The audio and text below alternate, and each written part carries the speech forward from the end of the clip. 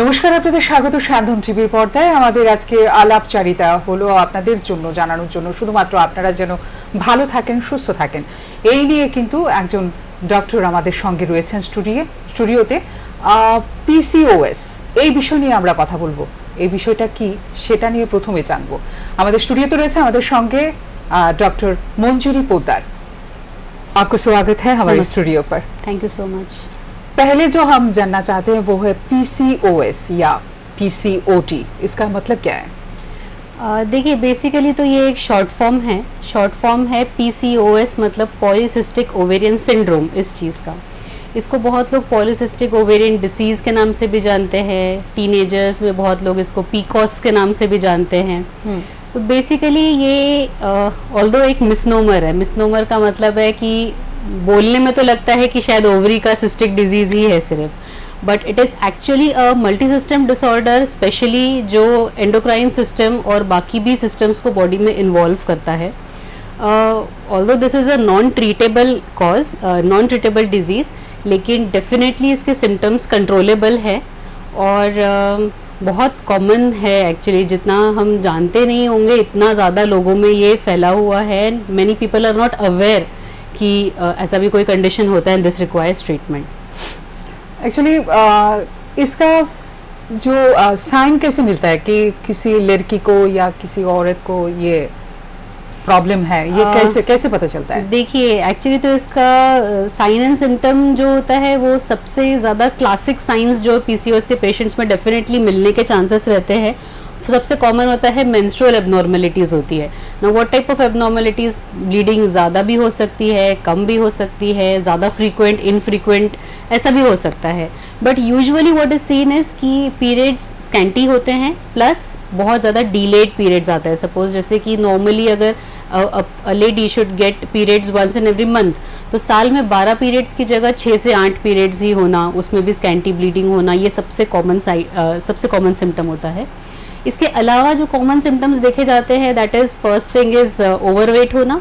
अभी वेट ज़्यादा होने की वजह से पीसीओएस हो रहा है या पीसीओएस है इसलिए वेट ज़्यादा है, ये एक्चुअली डिबेटेबल चीज़ है। बट इट इज़ सीन कि अप्रॉक्सीमेटली 80% ऑफ द पेशेंट्स में वेट ज़्यादा ही होता है। इसके अलावा एक्सेसिव हेयर ग्रोथ होना, स्पेशली फेशियल एरियाज़ में, या फिर बाकी के बॉडी हेयर भी एक्सेसिव ग्रोथ होना उसमें, या फिर एक्सेसिव एक्नी होना, स्किन के ऊपर बहुत ज़्यादा पिंपल्स होना, जनरली स्पेशली टीनेजर्स में बहुत देखा जाता है। इसके अलावा इनफर्टिलिटी एक बहुत कॉमन सिम्टम है। काफ़ी लोग जानते ही नहीं है कि उनको पीसीओएस है, लेकिन क्योंकि इनफर्टिलिटी से जूझ रहे होते हैं इसीलिए आते हैं चेकअप करने के लिए, and then after investigations we find out कि इनको पीसीओएस है। ये तो कॉमनली पता चलने वाले सिम्टम्स है। इसके अलावा जब वो दूसरे सिस्टम्स को इन्वॉल्व करता है बॉडी में, तो उससे रिलेटेड सिम्टम्स भी पेशेंट प्रेजेंट कर सकता है। जैसे कि इन पेशेंट्स में डायबिटीज़, हार्ट डिजीज़, हाइपरटेंशन, ये सारी कंडीशंस भी कॉमन होती हैं। और इसके अलावा पेशेंट में थोड़ा डिप्रेशन रहना, थोड़ा लेथार्जी होना, स्लीप एपनियाज होना, ये सब चीज़ें भी कॉमन हो सकता है। तो पेशेंट इनमें से किसी सिम्टम के साथ प्रेजेंट कर भी सकता है। काफ़ी बार ऐसा होता है कि इसका एज ऑफ प्रेजेंटेशन इतना वेरी करता है कि कभी किसी पेशेंट को टीनेज ईयर से ही सिम्टम आ जाते हैं, कभी किसी को शुरुआत में कुछ सिम्टम नहीं रहते लेकिन लेटर ऑन एडल्ट लाइफ में जाकर के सिम्टम्स होते हैं, या किसी को कुछ खास सिम्टम रहते ही नहीं है। तो एक्चुअली इतना ज़्यादा वेरिएशन होने की वजह से इसको डायग्नोज करना भी फिर मुश्किल होता है। इसका मतलब पहले मेंस्ट्रुएशन में अगर कोई प्रॉब्लम हो तभी पीसीओएस का सिम्टम आता है क्या? नहीं, एक्चुअली पहले आप मेरे दर्शकों से ये बोलिए कि मेंस्ट्रुएशन का मतलब क्या है? देखिए, menstruation and normal ovarian function बहुत सारे लोग जानते नहीं है, जबकि ये उनकी एक डेली लाइफ का एक बहुत बड़ा इम्पॉर्टेंट हिस्सा होता है। कैसा होता है कि हमारी बॉडी में एक HPO एक्सेस होता है। दैट मीन्स ब्रेन से कुछ सिग्नल्स मिलते हैं जो पहले ओवरी पे काम करते हैं, फिर वो ओवरी उन सिग्नल्स के अंडर जो वो हार्मोन्स रिलीज करता है ब्रेन, उसके अंडर अपना खुद का फंक्शन शुरू करती है, अपने हार्मोन प्रोडक्शन करती है, अपना ओव्यूलेशन का काम करती है ओवरी। इसके अलावा ओवरी जो हार्मोन प्रोड्यूस करती है, then these hormones work on the uterus और फिर बाद में वो मेंस्ट्रुएशन कॉज करता है। तो ये नॉर्मल एक एक्सेस होता है जिसको नॉर्मल ही वो चलता रहेगा अगर तो मेंस्ट्रुएशन एंड ओव्यूलेशन ठीक से बॉडी में हर साइकिल हर महीने में होता रहेगा।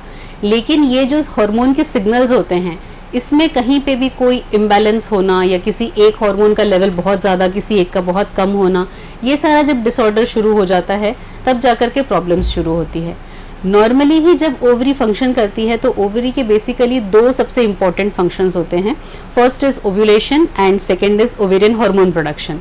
अभी ओव्यूलेशन होने के लिए भी जैसे ब्रेन से जो हार्मोन्स रिलीज हुए हैं, इन हार्मोन्स के इन्फ्लुएंस के अंडर ओवरी में हर मंथ ही कुछ फॉलिकल्स होते हैं जिनका ग्रोथ डेवलपमेंट शुरू होता है।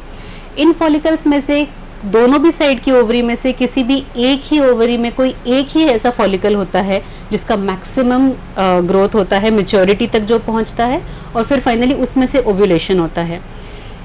ये ओव्यूलेशन हो जाने के बाद जो हार्मोन्स प्रोड्यूस करती है ओवरी, इन हार्मोन्स के इन्फ्लुएंस के अंदर जो यूट्रस होता है, यूट्रस का जो इनर मोस्ट लाइनिंग होता है जिसको एंडोमेट्रियम कहते हैं, उसमें भी ग्रोथ शुरू होता है और वो लेयर थोड़ा मोटा होता जाता है। अब अगर क्लिनिकली प्रेगनेंसी रिजल्ट हो गई किसी साइकिल में, तब यही प्रेगनेंसी आगे जाकर के इस थिकेंड एंडोमेट्रियम में जाके इम्प्लांट होती है और जो बचे हुए फॉलिकल्स रहते हैं वो एट्रेटिक होकर बॉडी से रिजॉल्व हो जाते हैं। पीसीओएस के पेशेंट्स में क्या होता है कि ये जो ओवेरियन फंक्शन था, जो फॉलिकल का डेवलपमेंट शुरू था, ये at various stages of development एक पॉइंट पे जाकर के रुक जाता है बिकॉज हार्मोन का प्रॉपर सपोर्ट नहीं मिल पाता है। इसकी वजह से जो हार्मोन का मैच्योरिटी अचीव होना था और बॉडी में ओव्यूलेशन होना चाहिए था वो नहीं हो पाता है। तो ओव्यूलेशन नहीं होता है तो इसकी वजह से इनफर्टिलिटी भी रिजल्ट करता है, प्लस ओवरी के हार्मोन्स ठीक से प्रोड्यूस नहीं हो रहे हैं, इसलिए यूट्रस के एंडोमेट्रियम का ग्रोथ भी नहीं हो पाता है एंड मेंस्ट्रुएशन होकर के जो एंडोमेट्रियम ही ब्लीडिंग बन के जो बाहर निकलता है हर मंथ में, तो वो भी नहीं देख पाते हैं। तो इसकी वजह से इनफ्रीक्वेंट मेंस्ट्रुएशन और इनफर्टिलिटी का प्रॉब्लम होता है। अभी ये ओवरी क्या है? ओवरी तो it's female internal reproductive organ का एक हिस्सा होता है। यूट्रस के ऊपर के दोनों साइड्स में फेलोपियन ट्यूब्स होती हैं और फेलोपियन ट्यूब्स के पिछले साइड में ओवरीज होती हैं। यही ओवरीज होती है जो बेसिकली सारा मेंस्ट्रुएशन, प्रेगनेंसी, ये सारा फंक्शंस जो रेगुलेट करने का काम करती है, ये बेसिकली ओवरी ही होती है। पीसीओएस का, ओएस का जो पीकोस भी बोला जाता है, उसका क्या इलाज क्या है? देखिए, इसके लिए multi modalities of therapies are available. ठीक है, basically mainstay of treatment मैं कहूँगी जो हर ही इंसान जो इससे सफ़र कर रहा है जो यूज़ कर सकता है without doing anything extra is lifestyle modification. जैसे आजकल का लाइफस्टाइल हो गया है लोगों का, सेडेंटरी लाइफस्टाइल होता है, कोई वर्कआउट्स नहीं करते हैं, एक्सरसाइजेस नहीं करते हैं। आजकल तो वर्क फ्रॉम होम होने की वजह से और भी ज़्यादा सेडेंटरी लाइफस्टाइल हो गया है, प्लस स्ट्रेस इतना ज़्यादा बढ़ गया है लाइफ में। तो ये सारी चीज़ों से थोड़ा सा ब्रेक ले करके या फिर थोड़ा अपना रूटीन चेंज करने से भी बहुत फ़र्क पड़ेगा। बेसिकली जो करना चाहिए, सबसे पहले शुरुआत करनी चाहिए वो होता है वेट रिडक्शन से। अभी वेट रिडक्शन करने से क्या होता है, जो हार्मोनल प्रोडक्शन गड़बड़ चल रहा है वो रेगुलराइज होने में, नॉर्मल होने में बहुत ज़्यादा फ़ायदा होता है। प्लस हार्मोन प्रोडक्शन जैसे ठीक होने लगेगा, मेंस्ट्रुएशन एंड ओवेरियन फंक्शन अपने आप इम्प्रूव होने लगता है। अब वेट रिडक्शन करने के लिए पेशेंट शुड हैव फर्स्ट दो चीज़ों के ऊपर ये बहुत ज़्यादा डिपेंड करता है। First thing is diet which is more important. Diet में हेल्दी बैलेंस डाइट तो लेना चाहिए, सभी जानते हैं, बट बहुत सारे लोग उसको इम्प्लीमेंट नहीं करते हैं। Less of carbohydrates, less of fats, more of protein and more of fibre, this is the basic principle जो हेल्दी बैलेंस डाइट में आपको लेना चाहिए। उसके अलावा मल्टी न्यूट्रिएंट इंटेक लेना चाहिए, जो फ्रूट्स, वेजिटेबल्स, सैलड्स, इन सब चीज़ों से मिलता है। फ्लूइड्स एडिक्वेट लेने चाहिए एंड रेगुलर एक्सरसाइजेस करनी चाहिए। Now if any person is not doing any exercise, तो उसको कम से कम मिनिमम 30 मिनट्स ए डे से शुरू करके पहले स्टेमिना बिल्ड करने का कोशिश करना चाहिए ताकि रेगुलर में वो आए। और ऐसा कोई चीज़ करना चाहिए, ऐसा कोई एक्सरसाइज करना चाहिए जो वो लोग लाइफ टाइम के लिए ही फॉलो कर सकते हैं। तो ये diet, exercise and lifestyle changes, ये करने से ही approximately 50 to 60% of the patients of PCOS को कोई किसी तरीके का ट्रीटमेंट का ज़रूरत ही नहीं पड़ता है। आपको किस उम्र का, आप तो आईएलएस में हो, आईएलएस हॉस्पिटल पे हो, तो किस किस उम्र का पेशेंट पे ज़्यादातर आपके पास आते हैं? इस विषय में लेके? देखिए, पीसीओएस का पेशेंट, जैसे मैंने पहले भी बोला कि ये बहुत ही वेरिड इसका क्लिनिकल प्रेजेंटेशन होता है। अभी काफ़ी लोग जो स्पेशली मेंस्ट्रुअल कंप्लेंट्स के साथ जो आते हैं, generally those are young females, teenagers या फिर अर्ली 20s के एज ग्रुप वाले लोग ज़्यादा मेंस्ट्रुअल प्रॉब्लम्स के साथ आते हैं। एंड थोड़ा सा ज़्यादा 30s की एज में जो पेशेंट्स आते हैं वो जनरली इनफर्टिलिटी ट्रीटमेंट चाहते हैं, इसलिए वो आते हैं एंड तब डायग्नोज होते हैं कि PCOS है। And majority of the patients with PCOS who are suffering from infertility, उनको ट्रीटमेंट का ज़रूरत पड़ता ही पड़ता है, तो उस टाइम पे भी वो लोग डायग्नोज हो जाते हैं। फिर टीनेज ज़्यादा आते हैं? हाँ, टीनेज बिल्कुल में आते हैं। इसके लिए आपने जो बोला कि लाइफस्टाइल में चेंज लाना चाहिए, जो बाहर के खाना खाते हैं या एक्सरसाइज नहीं करते हैं, ज़्यादा ध्यान नहीं देते हैं अपनी तरफ, ऐसा कुछ, इसमें क्या हमारी जो हमारी চারপাশের যে পরিবেশটা, যেমন আমাদের पोल्यूशन, ये सब भी क्या इफेक्ट करते हैं? नहीं, एनवायरमेंटल फैक्टर्स इतना ज़्यादा अफेक्ट नहीं करते हैं। जेनेटिक फैक्टर्स पॉसिबल हो सकता है लेकिन उसके अफेक्शन में जेनेटिक भी होते हैं? यस, जेनेटिक लिंकेजेस कुछ स्टडीज में पाए गए हैं। हो सकता है कि सपोज अगर आपकी मदर या आपकी सिस्टर को अगर PCOS का कंप्लेंट है तो आपको भी होने का चांस हो सकता है। तो आपके यहाँ पे क्या क्या इलाज है कि कम खर्च में कर सकें? देखिए, हमारे हॉस्पिटल में तो PCOS का जो, जैसे मैंने बोला, सबसे पहले शुरुआत हम लाइफस्टाइल मॉडिफिकेशन से करते हैं, तो इसके लिए तो कोई खर्चे का ज़रूरत ही नहीं है। ये तो पेशेंट अपने घर के कंफर्ट में बैठ करके खुद एक्सरसाइज कर सकता है, अपना डाइट खुद कंट्रोल कर सकता है। इसके बाद अगर हम मेडिकल थेरेपीज़ की ज़रूरत पड़ती है तो फिर पेशेंट के सिम्टम्स के ऊपर डिपेंड करता है। अगर पेशेंट को सिर्फ ओरल टैबलेट से अगर पेशेंट को रिलीफ हो जाता है, जनरली हम स्टेप वाइज अप्रोच करते हैं इसके लिए। तो पहले ओरल मेडिकेशन से एंड जनरल थेरेपीज से ही हम शुरू करते हैं और that is also available with us. उसके अलावा बहुत ही रेयरली कभी किसी पेशेंट को सर्जरी का ज़रूरत पड़ सकता है, तो वो भी हमारे पास फैसिलिटी अवेलेबल है। PCOS के पेशेंट्स को अगर इनफर्टिलिटी भी है साथ में और वो इनफर्टिलिटी का ट्रीटमेंट भी चाहते हैं, तो उसमें इनफर्टिलिटी की ट्रीटमेंट में जो हम ओव्यूलेशन इंडक्शन एजेंट्स देते हैं वो हम ट्रीटमेंट हमारे हॉस्पिटल में पॉसिबल है। इसके अलावा जो असिस्टेड रिप्रोडक्टिव टेक्निक्स होती हैं IUI एंड IVF, उसमें से IUI की फैसिलिटी तक हमारे पास हॉस्पिटल में पॉसिबल है। ये मुझे कैसे पता चलेगा कि मुझे PCOS का प्रॉब्लम है? डिपेंड करेगा आपके सिम्टम्स के ऊपर। However has any kind of symptoms, जैसे जो सिम्टम्स मैंने ऑलरेडी डिस्कस किए कि जो कॉमन सिम्टम्स होते हैं, इसमें से कोई सिम्टम होने से अगर आप किसी गायनेकोलॉजिस्ट के पास जा कर के आप दिखाएंगे तो सबसे पहले हम इवैल्यूएशन करते हैं डायग्नोसिस बनाने के लिए। सिर्फ on the basis of one symptom we can not make out कि आपको PCOS है। डायग्नोसिस बनाने के लिए, क्योंकि इतना ज़्यादा वेरिड प्रेजेंटेशन है और कोई सिंगल टेस्ट अवेलेबल नहीं है जो सिर्फ हमको बता सकता है कि टेस्ट पॉजिटिव आ गया तो PCOS है और नेगेटिव आ गया तो नहीं है, ऐसा कोई टेस्ट अवेलेबल नहीं है। So what we have come up with is कि 3 क्राइटेरियाज को डिफाइन किया गया है कि ये 3 चीज़ों में से एटलीस्ट 2 प्रेजेंट होने से पेशेंट को PCOS है, ऐसा हम डायग्नोसिस करते हैं। वो 3 क्राइटेरियाज क्या है? First is oligomenorrhoea with anovulation. इसका मतलब है कि स्कैंटी ब्लीडिंग होना पीरियड्स में, लेट पीरियड्स आना, 2-2, 3-3 महीने में पीरियड्स आना, प्लस ओव्यूलेशन ना होना ओवरी से, ये फर्स्ट क्राइटेरिया है। सेकंड क्राइटेरिया है जो हार्मोनल इम्बैलेंस की मैं बात कर रही थी। इसमें क्या होता है कि जो male pattern of androgenic hormones होते हैं, इसका लेवल फीमेल्स में नॉर्मली थोड़ा कम होता है, बट PCOS के पेशेंट्स में इन हार्मोन्स का प्रोडक्शन ज़्यादा होता है बॉडी में, और उन हार्मोन्स की ज़्यादा होने की वजह से जो सिम्टम हो सकते हैं पेशेंट्स को, जैसे कि एक्सेसिव हेयर ग्रोथ होना या फिर एक्सेसिव पिंपल्स आना बॉडी में, ब्लैक स्पॉट्स होना स्किन के ऊपर। हाँ, कुछ तो टीनेज लोगों का, लड़कियों का पेट भी बड़ा हो जाता है, इसमें कुछ नहीं, ये PCOS की वजह से नहीं होगा। अच्छा, तो ये दूसरा क्राइटेरिया होता है जो हाइपर एंड्रोजनिज्म में आता है। And third and final criteria is कि सोनोग्राफी में ओवरीज का पिक्चर कैसा है। अभी जैसे हम नॉर्मल ओवेरियन फंक्शन जब हम डिस्कस कर रहे थे उस टाइम पे मैंने बात करी कि ओवरी में फॉलिकल्स होते हैं, ग्रोथ डेवलपमेंट होता है उसमें। जब PCOS के पेशेंट्स में इन फॉलिकल्स का ग्रोथ प्रॉपरली नहीं हो पाता है और एक स्टेज पे आकर के जब वो रुक गया है, तो इसकी वजह से ओवरीज में मल्टीपल ऐसे कलेक्टेड फॉलिकल्स पड़े रह जाते हैं, जिसकी वजह से ओवरीज का बल्क बढ़ता है और बल्कि ओवरीज और ज़्यादा एंड्रोजन प्रोडक्शन करती है, और एंड्रोजन प्रोडक्शन ज़्यादा होने की वजह से इंसुलिन रेजिस्टेंस बढ़ता है, वेट बढ़ता है, और पीसीओएस का प्रॉब्लम और ज़्यादा ख़राब होता जाता है। तो इन 3 में से कोई भी 2 क्राइटेरिया भी अगर प्रेजेंट होते हैं किसी पेशेंट में, तब हम डायग्नोस करते हैं कि इनको पीसीओएस है। एंड डिपेंडिंग ऑन कि उनका हार्मोन का रिपोर्ट कैसा है, उनका सिम्टम कितना है, वो क्या ट्रीटमेंट फ़िलहाल चाह रहे हैं, उसके हिसाब से इंडिविजुअलाइज करके पेशेंट का ट्रीटमेट स्टार्ट करते हैं। इससे पहले तो जानना चाहिए टीनेज को पहले मेंस्ट्रुअल साइकिल क्या होता है।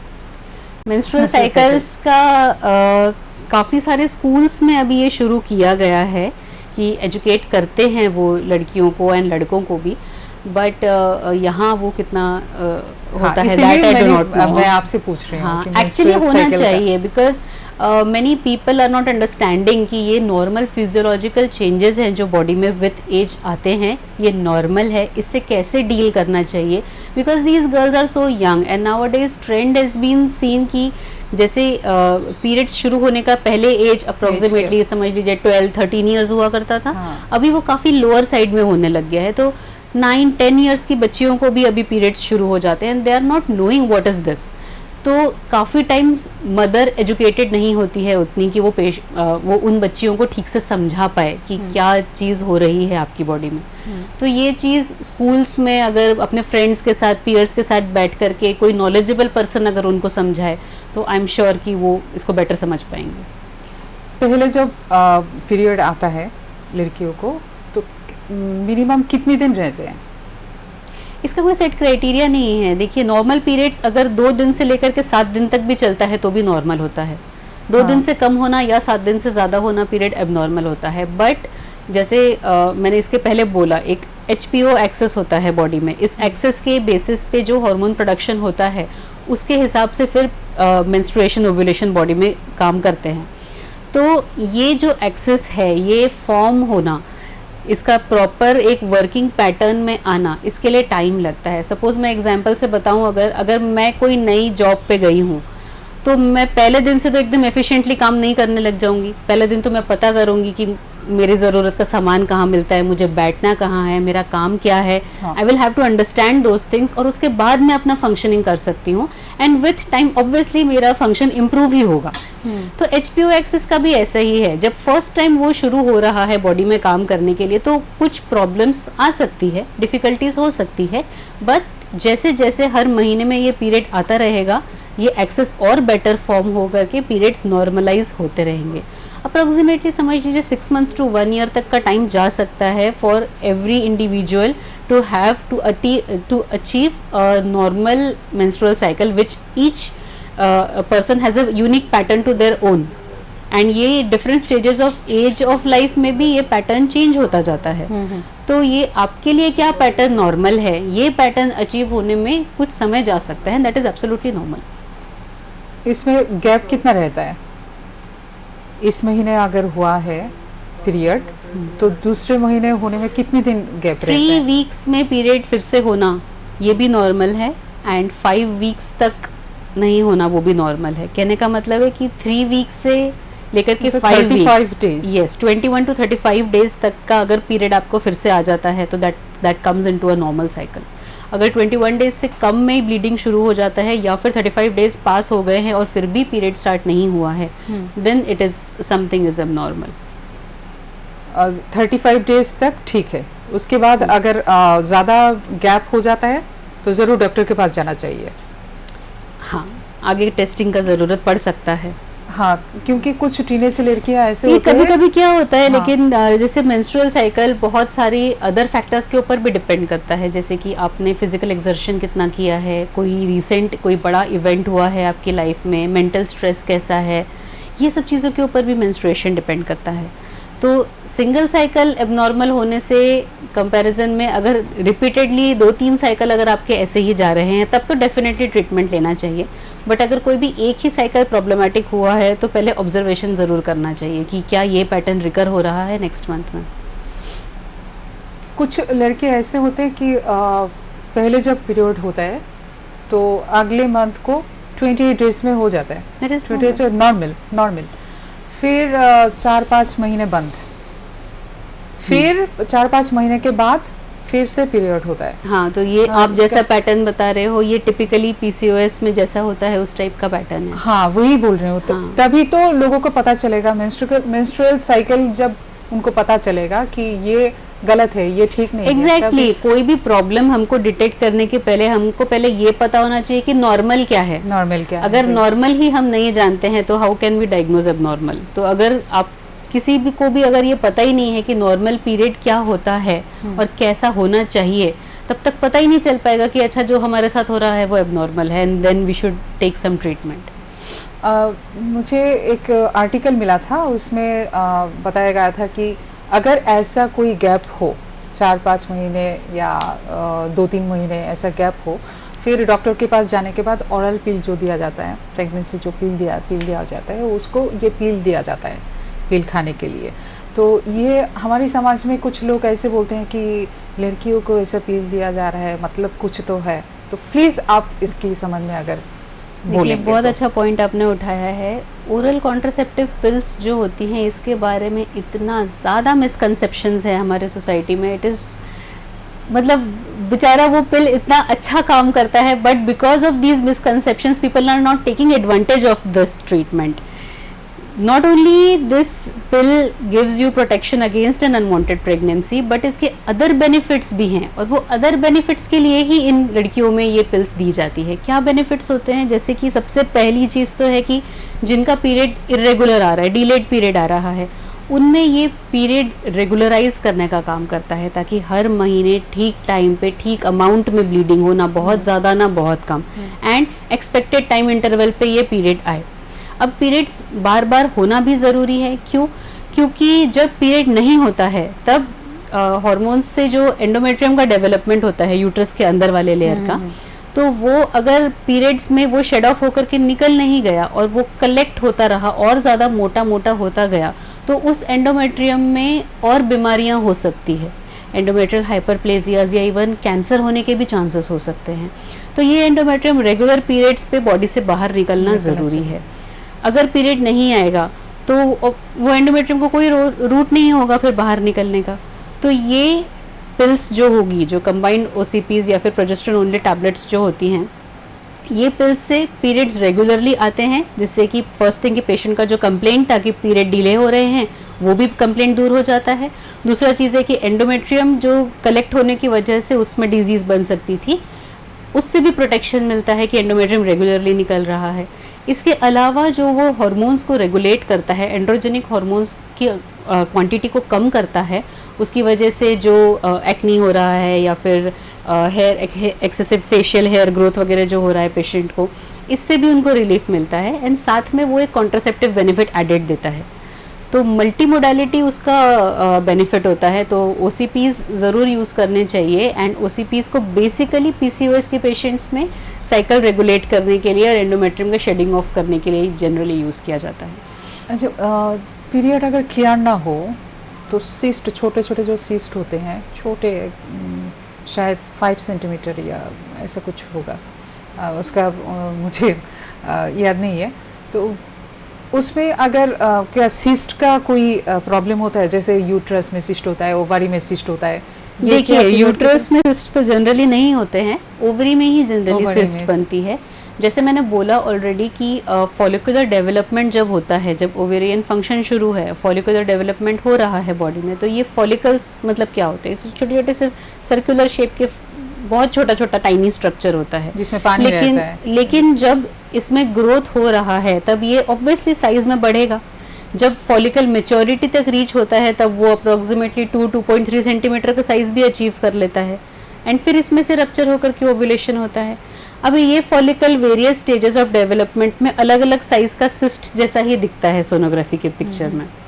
काफ़ी बार ऐसा हो सकता है कि आपका नॉर्मल रूटीन साइकिल चल रहा है and you are in that phase of the cycle जब ये फॉलिकल मेच्योर होकर के अभी है बॉडी में, ओव्यूलेशन शायद नहीं हुआ है, 2 सेंटीमीटर साइज का फॉलिकल है, और उस टाइम पे बाय चांस किसी और रीज़न की वजह से आपने सोनोग्राफी किया है, उस टाइम पे इंसिडेंटली आपको पता चला है कि ये सिस्ट है, जबकि actually that is not a cyst, that is a normal follicle.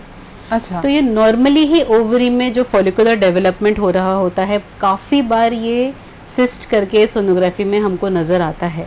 Usually ovarian cyst अगर सिंपल टाइप ऑफ सिस्ट ही है एंड उसका साइज 4 सेंटीमीटर से छोटा है, तब जनरली उसको ट्रीटमेंट का ज़रूरत नहीं होता है।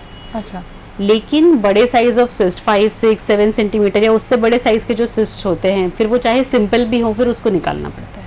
पीसीओएस का कोई प्रॉब्लम हो तो बॉडी में क्या कहीं भी सिस्ट होते हैं क्या, इसकी वजह से नहीं, कुछ होते ऐसा हैं नहीं क्या? है। पीसीओएस की प्रॉब्लम की वजह से ओवरी में ही सिस्ट बनता है। एक्चुअली वो, जैसे मैंने बोला इसके पहले भी, कि वो मिसनोमर है, सिस्ट नहीं है वो फॉलिकल्स हैं जो अलग अलग स्टेजेस ऑफ डेवलपमेंट में आकर के रुक गए हैं। That is actually not cyst also.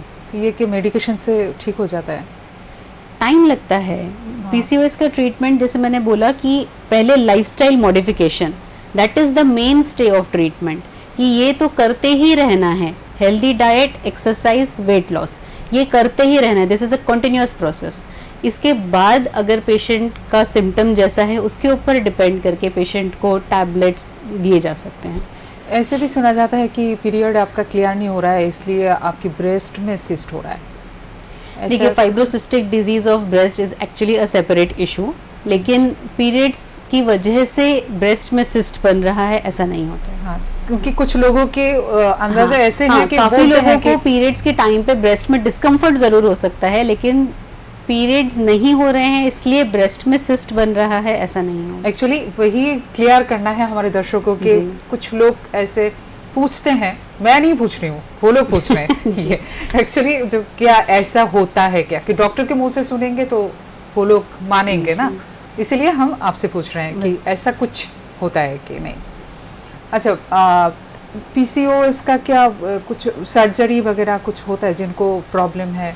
देखिए, सर्जरी बहुत ही रेयरली इंडिकेटेड होता है। पीसीओएस एक्चुअली उसकी वजह से पीसीओएस है इसीलिए सर्जरी करनी है, ऐसा कोई रीज़न नहीं है। ठीक है, पीसीओएस का पेशेंट जिसको इनफर्टिलिटी है एंड वो इनफर्टिलिटी सिंपल टैबलेट्स या फिर इंजेक्शंस जो हम इनफर्टिलिटी के ट्रीटमेंट में देते हैं उससे अगर पेशेंट नहीं कंसीव कर रहा है तब जा कर के एज अ लास्ट रिजॉर्ट हम सर्जरी करते हैं। सर्जरी में क्या किया जाता है कि लेप्रोस्कोपिकली दिस सर्जरी इज डन, जिसमें ओवरीज को लोकेट करके उसमें ओवरी में ड्रिलिंग कर देते हैं। अच्छा, पंक्चर कर देते हैं 4-5 साइड्स से ओवरीज को। इसकी वजह से क्या होता है, अंदर से जो कलेक्टेड फ्लूइड रहता है वो थोड़ा निकलने में हेल्प होता है, ओवरी का बल्क रिड्यूस होता है और उसकी वजह से एंड्रोजन हार्मोन्स के प्रोडक्शन जो रहते हैं वो कम होने लगते हैं, फिर ओवेरियन साइकिल रिज्यूम हो सकता है। तो फिर प्रेगनेंसी के लिए जो इनफर्टिलिटी ट्रीटमेंट्स देते हैं उसको रिस्पॉन्ड करने का पेशेंट का चांस इम्प्रूव होता है। तो बहुत ही लास्ट रिजॉर्ट करके in very selected patients only this is done. अच्छा, ये आर्ट क्या है? आर्ट का मतलब होता है असिस्टेड रिप्रोडक्टिव टेक्निक्स। जैसे नेम सजेस्ट करता है, अगर प्रेगनेंसी कंसीव करने में कोई डिफ़िकल्टी हो रही है किसी को तो उसको किसी भी मोडालिटी से असिस्ट करना। नाउ बेसिकली ये 2 ब्रॉड कैटेगरीज में आता है। First is IUI and second is IVF। अभी IVF को तो काफ़ी लोग टेस्ट ट्यूब बेबी के नाम से भी जानते हैं, या फिर IVF मेजॉरिटी ऑफ द लोगों ने सुना ही होता है समहाउ, लेकिन IUI ऐसी चीज़ है जिसके बारे में बहुत कम लोग जानते हैं। एंड ऑल्दो IUI इज़ हमेशा वो पहले करना चाहिए IVF से, अनटिल एंड अनलेस ऐसा कोई इंडिकेशन है कि IUI से भी पेशेंट कंसीव ना करे, क्योंकि IUI पहली बात तो है कि कॉस्ट इफेक्टिव है और दूसरी बात ये है कि IUI करने से नेचुरली प्रेगनेंसी कंसीव करने का चांस बढ़ सकता है। अच्छा। What we do in IUI, पहले तो जो इनफर्टिलिटी का पेशेंट होता है उसको हम पहले ओव्यूलेशन इंडक्शन एजेंट्स देते हैं, जिससे कि एक ओवरी में, जैसे मैंने बोला था कि एक फॉलिकल कहीं से बन करके एक ही ओवम रिलीज होता है, but with these ovulation induction agents multiple follicles का ग्रोथ डेवलपमेंट होता है, मल्टीपल फॉलिकल्स ओव्यूलेट होते हैं, तो एक से ज़्यादा क्वांटिटी में ओवम हमको मिलते हैं, पहली बात।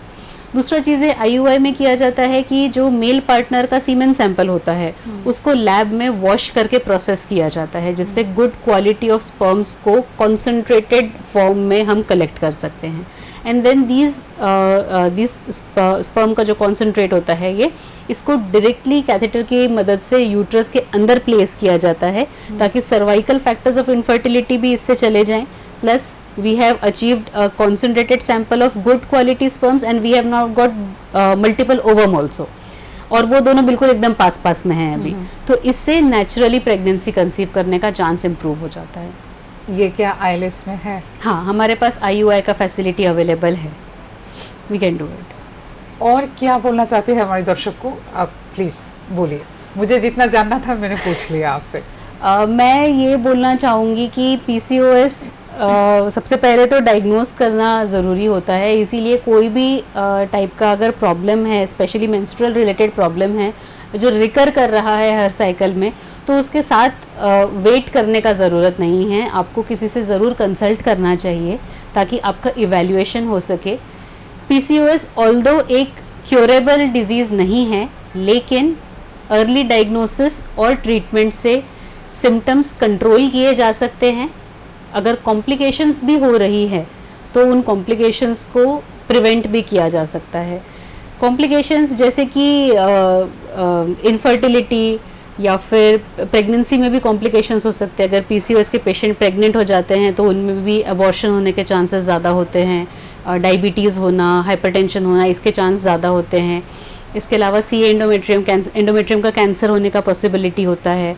प्लस जो अदर मेटाबॉलिक डिसऑर्डर्स है जैसे कि डायबिटीज़, हार्ट डिजीज़ेस, हाइपरटेंशन, ये सब चीज़ों के भी पॉसिबिलिटी बहुत ज़्यादा होती है PCOS में। जैसे कि PCOS के पेशेंट्स और नॉन PCOS के पेशेंट्स अगर हम कंपेयर करेंगे तो डायबिटीज़ होने का चांस PCOS के पेशेंट में 40% से ज़्यादा होता है। तो that is a very significant and very big figure.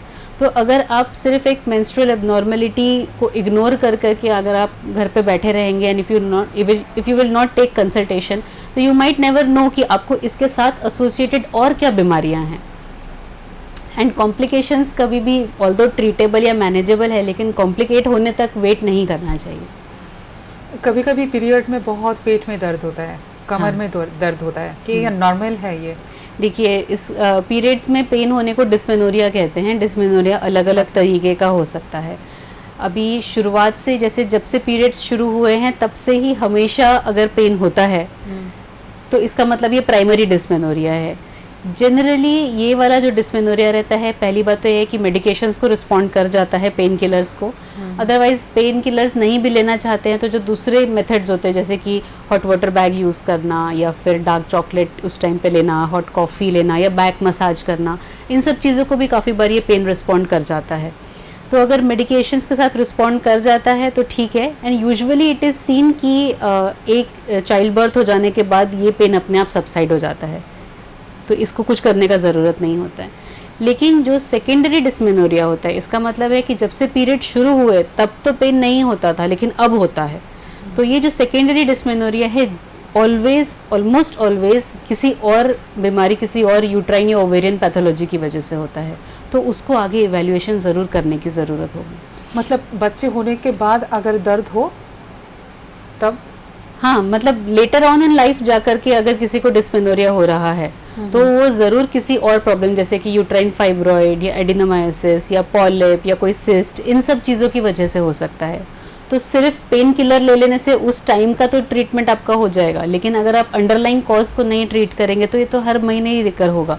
अगर सपोज ये फाइब्रॉइड की वजह से है तो फाइब्रॉइड के तो साइज़ भी बढ़ते हैं आगे जा करके, तो अगर इसको इग्नोर कर लिया तो फिर फाइब्रॉइड का जो ट्रीटमेंट अर्ली स्टेजेस में मेडिकेशन से भी पॉसिबल है, तो वो हो सकता है कि वो टाइम निकल जाए और फिर ऑपरेशन के अलावा और कोई ऑप्शन ही ना बचे।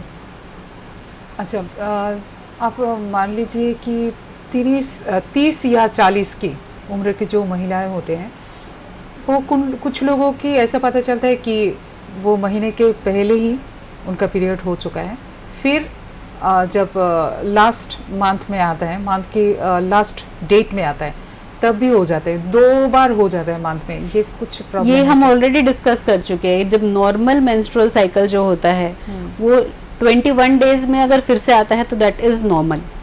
नहीं, वो तो पहले जिनका होता है, टीनेज का। मैंने बोला कि 30 नहीं, this is true for every female who is menstruating. Every female के लिए ट्रू है। अभी एज ग्रुप्स में इसको अलग से नहीं बांटा गया है कि इस एज ग्रुप में पीरियड्स इतना दिन रहेगा और इतने दिन में वापस आएगा तो ठीक है, नहीं तो ठीक नहीं है, और इस एज ग्रुप में ऐसा अलग है, ऐसा नहीं होता है। पीरियड्स का जो टाइम है कि 2 से 7 दिन का ड्यूरेशन का ब्लीडिंग एंड 21 to 35 डेज में साइकिल का फ्रीक्वेंसी सेकेंड टाइम रिपीट होना, तो दैट इज़ नॉर्मल। तो ये तो अभी मंथ जब 30-31 डेज के मंथ होते हैं तो पॉसिबिलिटी है कि फर्स्ट वीक और लास्ट वीक में फिर से आएगा। कुछ लोग ऐसे बोलते हैं कि मेनोपॉज आ रहा है इसलिए शायद 2 बार मंथ में आ देखिए गया? मीनोपॉज आने की वजह से जो बॉडी में पीरियड में चेंजेस होते हैं, सबसे पहली बात तो ये है कि मीनोपॉजल चेंजेस, जो पेरीमीनोपॉजल एज ग्रुप बोला जाता है उसको, कि जब मीनोपॉज अचीव होने वाला है उसके 5 साल पहले और 5 साल बाद, ये जो 10 साल का पीरियड रहता है ये पेरीमीनोपॉजल एज ग्रुप होता है। तो जब आप पेरीमीनोपॉजल एज ग्रुप में आ गए हैं और मीनोपॉज आने वाला है तो पीरियड का पैटर्न इनफ्रीक्वेंट होता है। जैसे कि कभी ब्लीडिंग स्कैंटी होगा, कम होगा ब्लीडिंग हमेशा, अगर 5 दिन ब्लीडिंग होता है तो 2 या 3 दिन में पीरियड खत्म हो जाएगा। कभी हो सकता है कि हर महीने आता था लेकिन अब 40 डेज में आएगा या 50 डेज में एक बार आएगा, या हो सकता है 3-3 महीने में एक बार आए, लेकिन जनरली कम ही ब्लीडिंग होगा। अगर कभी भी ज़्यादा फ्रीक्वेंट पीरियड आ रहा है, बार बार आ रहा है और हैवी फ्लो हो रहा है, तो मीनोपॉज अचीव होने वाला है, इसके चांसेस कम है। बहुत बहुत शुक्रिया, आपसे बात करके बहुत कुछ पता चला है। और मैं फिर भी ডক্টর সাহেবা से बोलूँगी कि आप लोगों से আপনাদের সঙ্গে বাংলাই বলি, আপনাদের যাতে পিসিওএস এর সম্বন্ধে যেখানে যে প্রবলেম আছে, আপনাদের আইএলএস এ তার ট্রিটমেন্ট আছে, একেবারে এটা সুস্থ হওয়ার বিষয় নয়, কিন্তু মেডিকেশন করে বা থেরাপি করে, ডাক্তার মঞ্জুরি পোদ্দার যিনি বললেন আমাদের যে মেডিকেশন করে বা থেরাপি করে ভালো হওয়া যায়, ভালো থাকা যায়। असंख्य धन्यवाद आपके। आप अगर फिर भी आप लेडी डॉक्टर हैं और हमारी जो दर्शक हैं, जो महिलाएं हैं, उनको कुछ कभी कभी कुछ फैमिली के लिए भी छोड़ना पड़ता है कि नहीं ऐसा नहीं करना चाहिए, ठीक है चलो ठीक हो जाएंगे, डॉक्टर के पास नहीं जाते, प्लीज़ इसके लिए आप थोड़ा सा मैसेज दीजिए। जी देखिए, मैं ज़रूर ये बोलना चाहूँगी कि आई कैन अंडरस्टैंड कि फीमेल थिंकिंग स्पेशली हमारी सोसाइटी में कैसी होती है। They always put their husbands and their children first. तो बच्चे को अगर कोई तकलीफ होगी तो तुरंत जाएंगे डॉक्टर के पास, लेकिन खुद को अगर कोई तकलीफ होती तो उसको जनरली इग्नोर ही किया जाता है। तो आई विल से कि जो प्रॉब्लम आपको बार बार हो रहा है उसके लिए कंसल्ट करने के लिए वेट करने का ज़रूरत नहीं है। If you are healthy then only you can raise healthy children. तो अपनी प्रॉब्लम्स को इग्नोर मत करिए। बहुत बहुत शुक्रिया डॉक्टर पोद्दार, थैंक यू। आपको हम ज़रूर मिलेंगे दोबारा। बिल्कुल बिल्कुल। नमस्कार। नमस्ते।